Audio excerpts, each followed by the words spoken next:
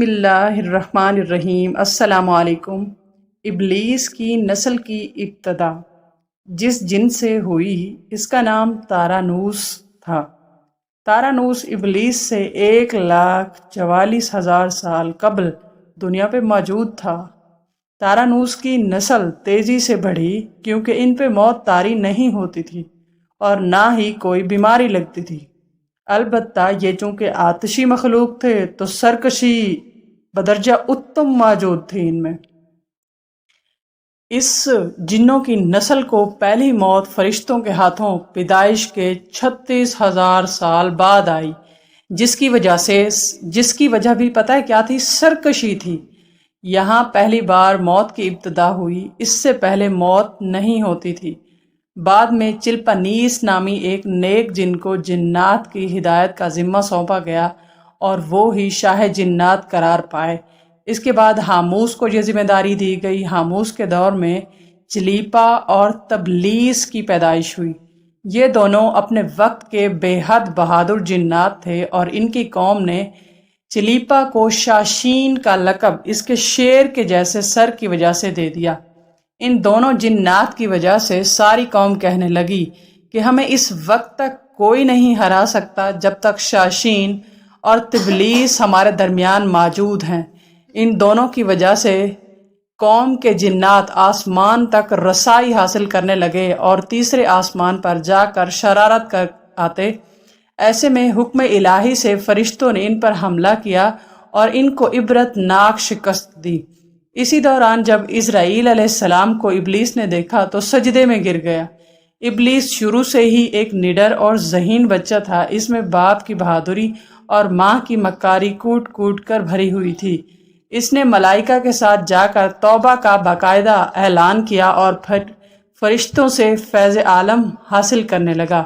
علم حاصل کرنے کے بعد اور ریاضت کا یہ عالم تھا کہ پہلے آسمان پر ابلیس کو عابد، پھر دوسرے آسمان پر زاہد، تیسرے آسمان پر بلال، چوتھے آسمان پر والی، پانچویں آسمان پر تقی اور چھٹے آسمان پر قبازان کے نام سے ابلیس مشہور ہوا۔ یہ وہ وقت تھا جب فرشتوں کی ابلیس سکھاتا تھا۔ ساتویں آسمان پر ابلیس بقا نور میں رہا۔ 7 افلاک کے سبب ملائکہ کا معلم قرار دیا گیا۔ یہاں تک پہنچ کر ابلیس نے اپنی عاجزی اور ریاضت کی انتہا کر دی۔ کم و بیش ابلیس نے 14,000 سال عرش کا طواف کیا۔ یہاں اس نے فرشتوں میں استاد عزازیل کے نام سے شہرت پائی۔ کم و بیش 30,000 سال مقربین فرشتوں کا استاد رہا۔ ابلیس کے درس و واعظ کی میعاد کم و بیش 20,000 سال ہے۔ فرشتوں کے ساتھ قیام کی مدت بھی کم و بیش 80,000 سال ہے۔ ابلیس کو حکم ہوا کہ دروغہ جنت رضوان کی معاونت کرو اور اہل جنت فرشتوں کو اپنے علم و فضل سے بہرہ ور کرو۔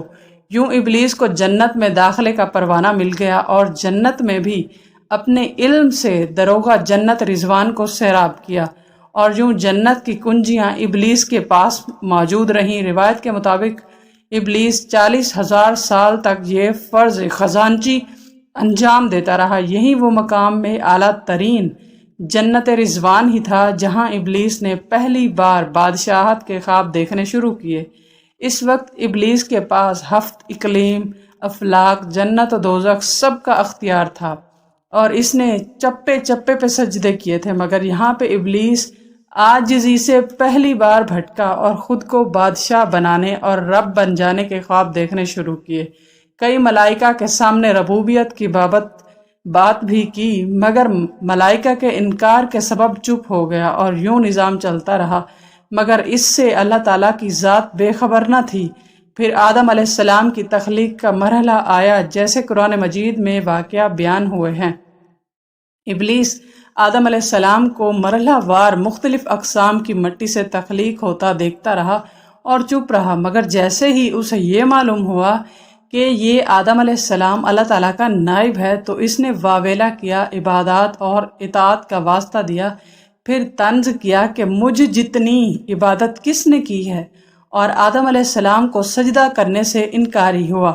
تب اللہ تعالیٰ نے کہا، نکل جا شیطان مردود، لعنتی قرار پایا۔ لعنتی قرار پانے کے بعد ابلیس نے اپنی عبادات اور ریاضت کا رب کریم سے عوض مانگا، جس پر اللہ تعالیٰ نے ابلیس کو ایک وقت مقرر تک مہلت فراہم کی، جس پر ابلیس نے اولاد آدم کو صراط مستقیم سے بھٹکا کر اپنے پیروکار بنانے کا دعویٰ کیا، جس پر رب کریم نے فرمایا کہ جو متقی اور پرہیزگار ہوں گے تو ان کو گمراہ نہیں کر پائے گا۔ ابلیس کے اس لعنتی کام میں اس کے 5 ساتھی ہیں۔ صبر اس کے اختیار میں مصیبتوں کا کاروبار ہے، جس میں لوگ ہائے واویلا کرتے ہیں، گربان پھاڑتے ہیں، منہ پہ تماچے مارتے ہیں اور جاہلیت کے نعرے لگاتے ہیں، اور یہ لوگوں کو بدی کا مرتکب کرتا ہے اور بدی کو لوگوں پر اچھا اور پسندیدہ کر کے دکھاتا ہے۔ مسوت یہ کذاب، جھوٹ اور دروغ پہ معمور ہے، جسے لوگ کان لگا کر سنیں۔